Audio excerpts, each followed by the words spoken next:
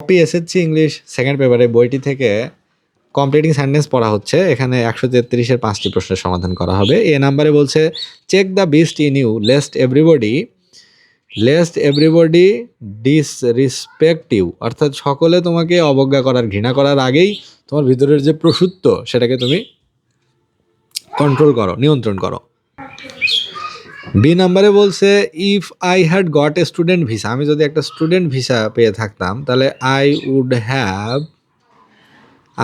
Have gone to Italy, তাহলে আমি ইতালিতে যেতাম।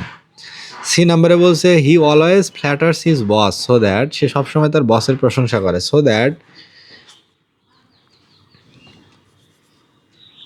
হি can get benefit from him, যেন তার কাছ থেকে সুবিধা আদায় করতে পারে।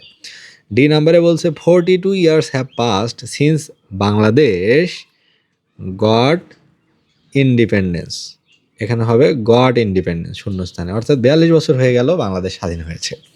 ই নাম্বারে বলছে he insisted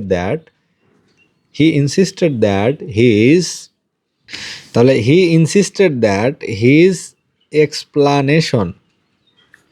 explanation was correct, অর্থাৎ সে জেদ করলো, জোরাজুরি করে বলল যে তার যে এক্সপ্লানেশন বা ব্যাখ্যা সেটি সঠিক ছিল।